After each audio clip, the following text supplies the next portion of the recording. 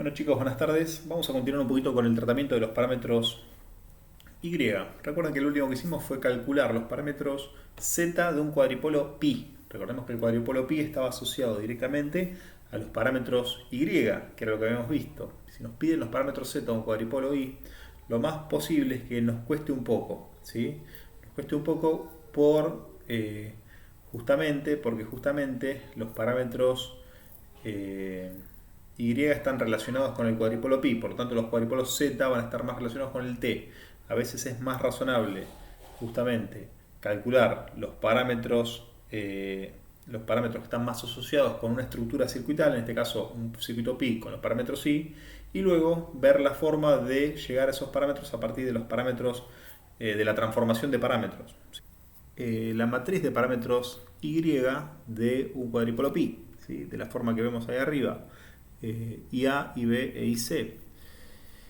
Y también, como en algún momento hicimos el análisis de la estructura T, vemos que justamente acá se da alguna que otra particularidad similar con respecto a los polos comunes y a los polos privados. Fíjense que los polos que estén en IB, ¿sí?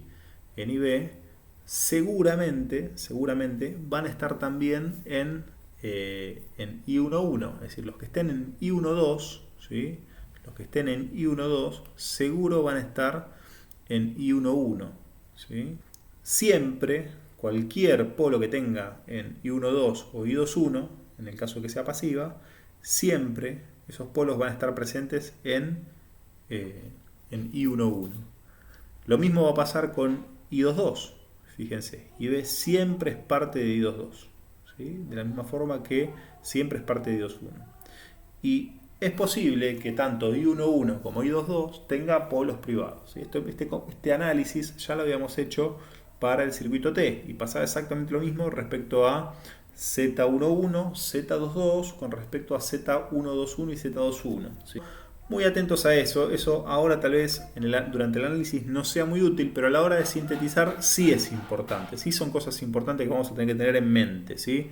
¿Por qué? Porque muchas veces nos van a dar datos de las transferencias en vacío, es decir, de los parámetros I21, Z21, y vamos a tener que obtener I11 o Z11. Por lo tanto, hay que tener en cuenta ese tipo de cuestiones. Por lo pronto, para el análisis, mucho más a esto no le vamos a prestar atención, pero la condición de polo compacto va a ser muy importante para eso. Recuerden que la condición de polo compacto tenía que ver justamente con los residuos comunes. Recordemos siempre que la condición de residuos tenía que ver justamente con K11 por K22. Entonces, ¿a qué me refiero? Que si justamente este término es igual a este, estamos en el límite de la realizabilidad. Y como les digo, este concepto lo vamos a terminar de cerrar cuando empecemos a hacer síntesis con cuadripolos. Que un polo común sea compacto, lo que habrían visto es que justamente desapareció un componente de, si no recuerdo mal, de Z22. Seguramente lo que nos hubiera quedado en Z22 hubiera sido posiblemente un residuo negativo, y eso implicaría que justamente la impedancia o la admitancia que me iba a quedar en Z22 o en I22 no iba a poder implementarse con valores de componentes positivos. Por eso es que hablamos de un límite de la realizabilidad. Esta condición de residuos, ¿sí?, es importante en esas situaciones, justamente para la síntesis. Lo que nos quedaría por hacer, ya que habíamos introducido la complejidad que tenía el cálculo de los parámetros Z a través de una red pi, es, bueno, hagamos lo contrario también. Agarremos una red T, ¿sí?, e intentemos calcular los parámetros Y, ¿sí? Entonces tenemos una red T, A, ZB y ZC. Si ustedes recuerdan, ¿sí?, por observación, Z11, ¿sí?, Z11, que era la impedancia de entrada cuando la salida estaba en circuito abierto o la corriente 2 era nula, iba a ser justamente ZA más ZB B. Z22 iba a ser justamente ZB más ZC. Y los parámetros de transimpedancia iban a ser justamente para para el circuito T, muy sencillitos, iban a ser ZB y ZB. Ahora la pregunta es, bueno, ¿y los parámetros I? Los parámetros I de esto, bueno, los podemos calcular por definición.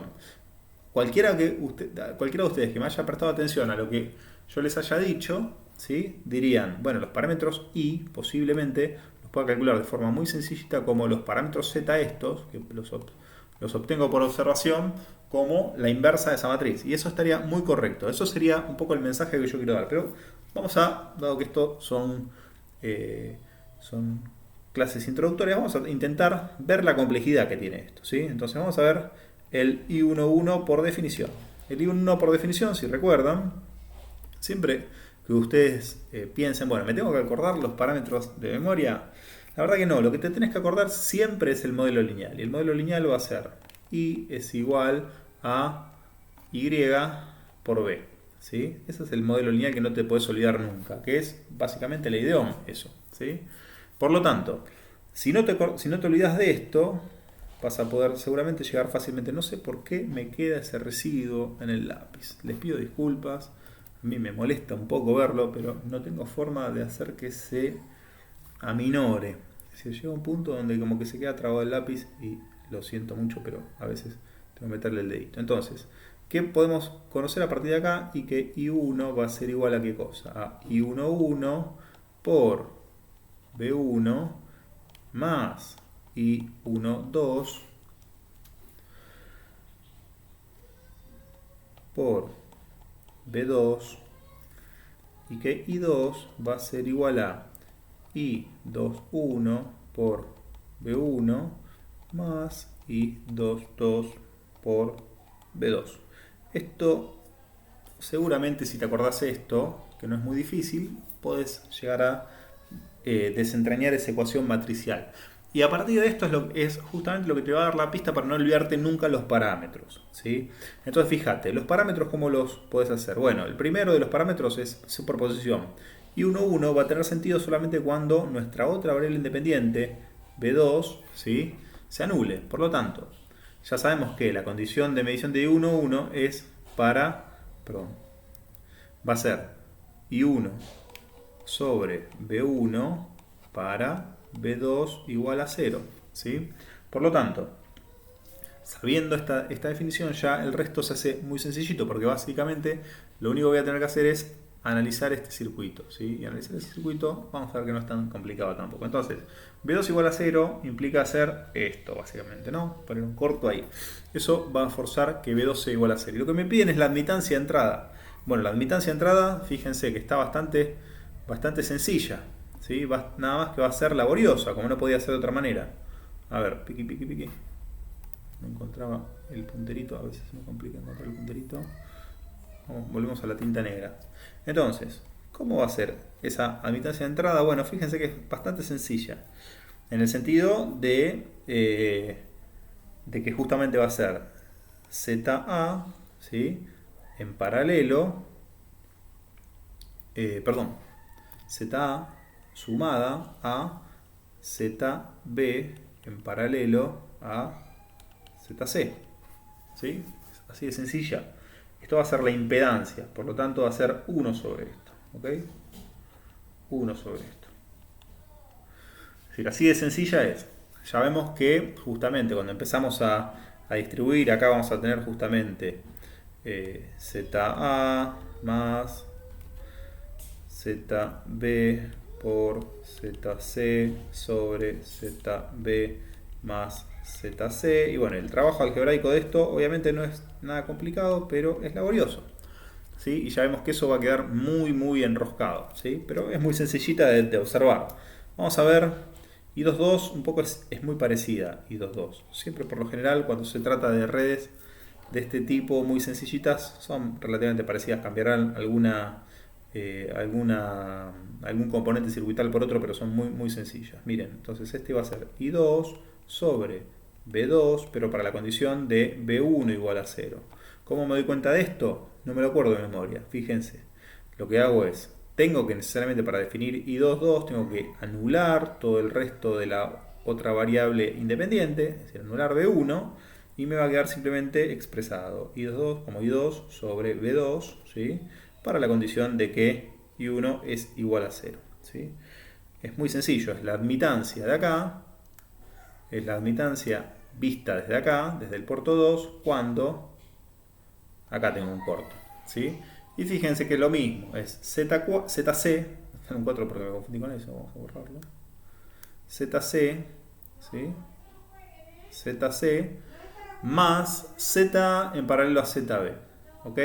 Entonces, entendido eso, esto es muy sencillito. Tiene una forma muy parecida a esta y va a ser justamente ZC más, ¿qué cosa? ZA en paralelo a ZB, es decir, ZA por ZB sobre ZA más ZB, todo esto a la menos 1. ¿Ok? Muy bien. ¿Qué forma va a tener las cruzadas? Bueno, vamos a empezar por I1,2. ¿Sí? I1,2. I1,2. Revisamos nuevamente las ecuaciones de análisis y vemos que va a ser para B1 igual a 0, ¿qué cosa? I1 sobre B2.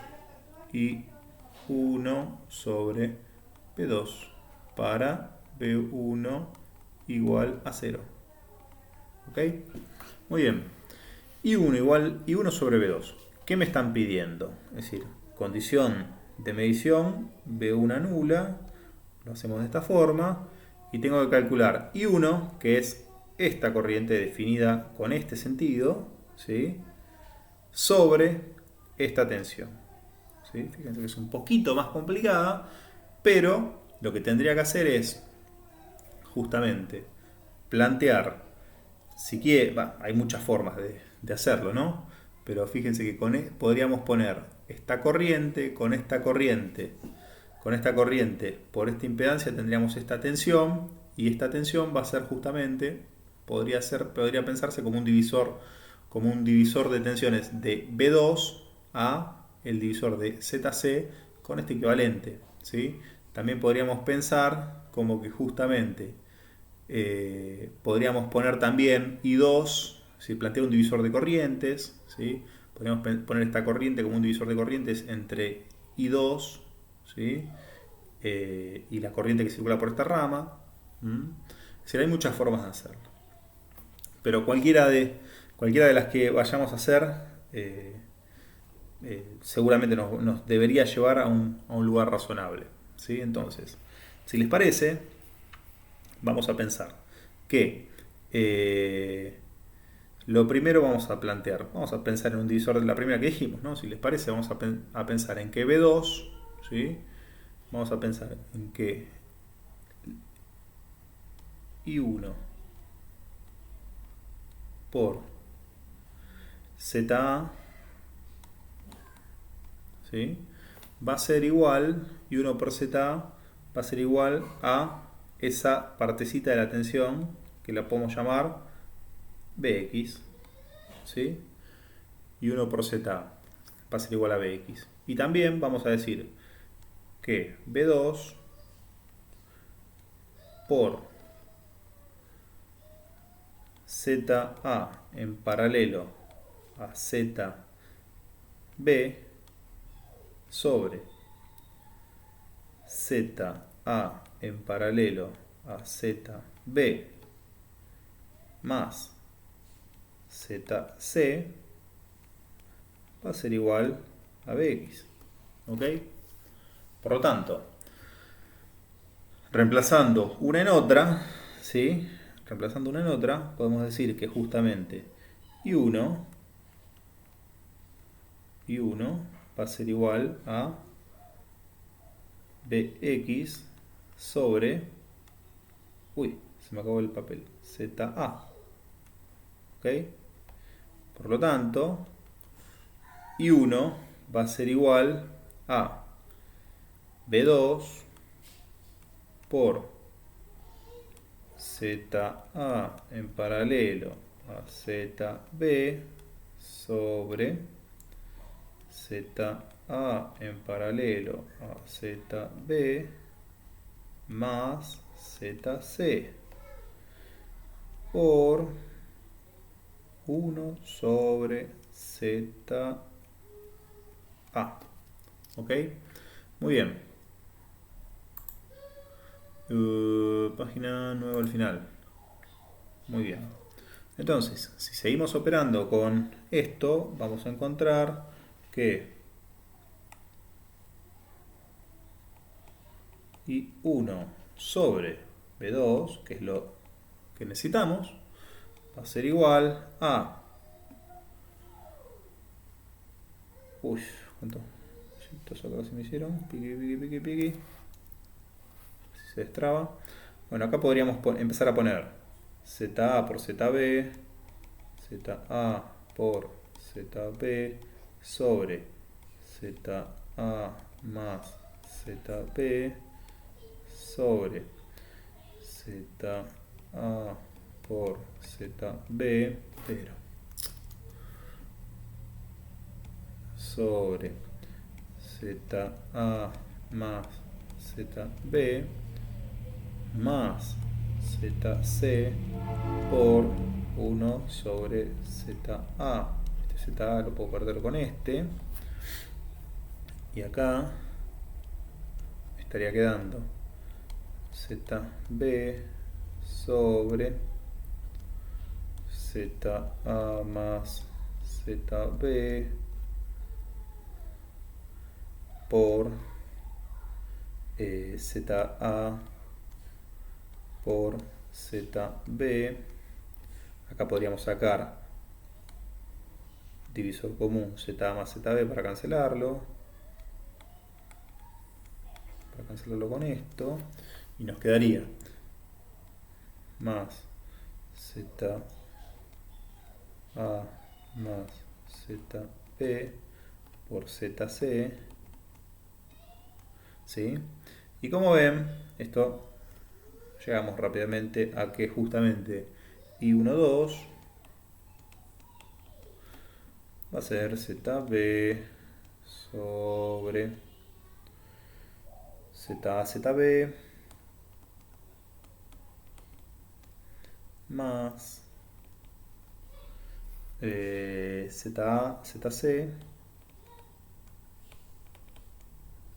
más ZC. Correcto. Entonces fíjense que es laborioso, pero bueno, se llega, ¿no? Y fíjense que esto que tenemos acá abajo, seguramente a más de uno ya le sonará, tiene mucha pinta de ser un determinante de la matriz Z, ¿sí? Recuerden que el determinante de la matriz Z, ¿qué va a ser? Va a ser Z11 por Z22 menos Z12 al cuadrado. En redes pasivas como esta, podemos pensar directamente como Z12 al cuadrado, ¿sí? Basta con reemplazar los parámetros impedancia por sus valores por ZA más ZB, Z2 por ZB más ZC, y esto seguramente por ZB al cuadrado, y seguramente llegamos a algo parecido a esto. Luego, esto seguramente va a ser igual, lógicamente, por pasividad a I21. Por lo tanto, no lo tenemos ni que calcular, sabiendo las propiedades, ni lo tenemos que calcular. Y bueno, y quedaría de alguna forma, quedaría por expresar esto de alguna forma un poquito más algebraica, pero van a ver que ahora lo vamos a calcular. Es decir, esto lo quería dejar expresado un poco simplemente para mostrarle que puede quedar muy sencillamente expresado en términos del circuito, ¿no? Pero digamos, hacer el álgebra esto no tiene mayor importancia. ¿Por qué? Porque posiblemente ahora cuando hagamos la inversa de la matriz Z nos demos cuenta que llegamos a un resultado correcto sin demasiado esfuerzo, ¿sí? Y podemos verificar algunos resultados rápidamente. Entonces, vamos a plantar o copiar esta matriz ZI y vamos a operar con la inversa de la matriz Z, ¿sí? Entonces, habíamos dicho, es decir, hasta ahí por definición, ¿no? Habíamos calculado por definición los parámetros I. Ahora vamos a ver si los calculamos por inversión de la matriz. Entonces dijimos que Z iba a ser ZA más ZB, ZB más ZC, ZB, ZB. ¿Correcto? Por lo tanto, primero que vamos a calcular delta Z. ¿Es esto que decimos? Vamos a ver. Delta Z. A ver qué es delta Z. Entonces, delta Z va a ser ZA más ZP por ZB más ZC menos Z, perdón, hay que presión igual, menos ZB al cuadrado. Esto va a ser igual ZA ZB más ZA ZC más ZB cuadrado más ZB ZC menos ZB cuadrado, que lo pierdo con este, y evidentemente ZB, ZC y ZC, correcto, es decir, es lo que habíamos anticipado, ¿sí? Es efectivamente el delta Z eso. Muy bien, entonces lo único que me faltaría hacer es, para hallar la I como Z a la menos 1, es justamente, ya que tengo el 1 sobre delta Z, ahora lo que me falta hacer es calcular la matriz adjunta. Fui un poquito optimista, me parece, para hacerla en tan poco espacio. La matriz adjunta, ¿cómo era? Y bueno, era la que habíamos dicho, matriz de cofactores traspuesta. Entonces, matriz de cofactores traspuesta va a ser matriz de cofactores, acá vamos a tener ZB más ZC, acá vamos a tener ZA más ZB, esto no se afecta por la transposición, y como es simétrica en la diagonal no principal, tampoco va a cambiar mucho esto, así que es simplemente cambiar el signo, ZB menos ZB, ¿sí? Por lo tanto, ¿cómo van a quedar estos parámetros? Vamos a verificar simplemente el I1.2, que es el que más expresado lo dejamos porque fue el que más lo trabajamos algebraicamente. Si a alguno le interesa, puede trabajar el I1.1. Yo creo que se puede ver claramente. Ahora lo hacemos igual. Vamos a ver cómo queda el I1.2, que es uno que nos quedó bastante expresado ahí, el I2.1. Entonces, fíjense.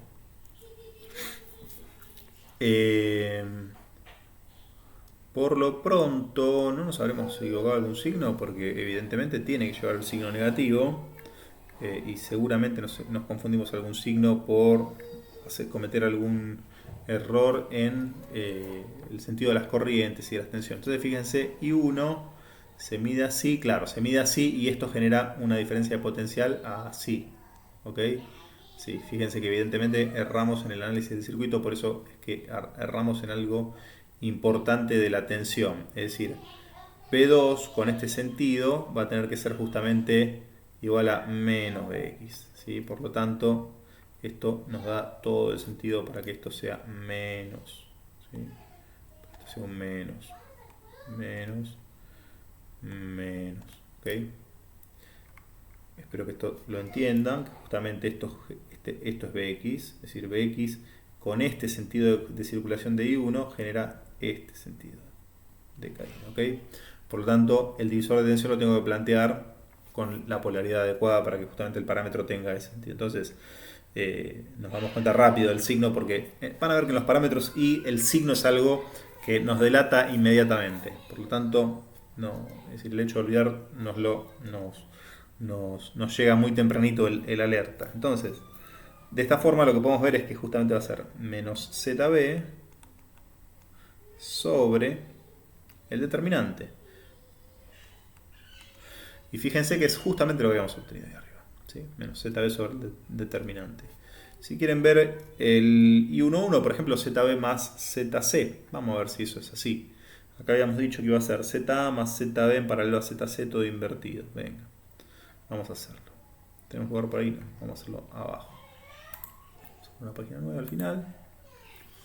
Y habíamos dicho que iba a ser ZA más ZB en paralelo con ZC todo invertido. Entonces, el I11 dijimos que iba a ser I11 ZA más ZB en paralelo a ZC, todo esto todo invertido, si no recuerdo mal. Sí, ok, ZA más ZB, todo eso en paralelo. Bien, muy bien, perfecto. Entonces, esto es igual a, para que lo veamos, esto va a ser ZA más ZB por ZC sobre ZB más ZC, todo esto 1 sobre, esto es igual a ZA ZB más, ya estoy haciendo la distributiva, ZA ZC más ZB ZC, o casualidad eso es el determinante, sobre ZB más ZC, y ahí está lo que queríamos ver, ¿sí? Menos 1, esto es ZB más ZC sobre determinante de Z, ¿ok? Que es un poco lo que llegamos, ¿sí? Luego de calcular los parámetros por definición y por la forma que yo les recomiendo que lo hagan, que es justamente por el álgebra matricial. Es decir, nosotros nos ponemos en la óptica de modelar a nuestro circuito como una matriz para que justamente después sea más fácil operar y tal vez solo lo dejemos para hacer alguna verificación circuital, que estamos operando bien con los parámetros, por ejemplo, para salir de dudas con algún signo o con alguna cuestión menor, como nos acaba de pasar, ¿sí? Entonces, dos formas de llegar al mismo resultado, dos formas de obtener los parámetros de un mismo circuito. En este caso, fuimos por el lado de calcular los parámetros Y de un circuito T, que ya vimos que era el natural de los parámetros Z. Bueno, ya explicamos. Camino más natural que la definición de parámetros. Bueno, calculamos por observación los parámetros Z, invertimos la matriz y hallamos los parámetros Y, ¿sí? Eso es usar el conocimiento de los cuadripolos y de la teoría de cuadripolos para llegar rápidamente a un valor. Fíjense que por la inversión de la matriz nos costó muy poco trabajo, ¿sí? Muy poco trabajo llegar al resultado buscado. Dicho esto, lo próximo que nos queda es revisar algunos otros ejemplos que vamos a seguir haciéndolo en los siguientes videos, ¿sí?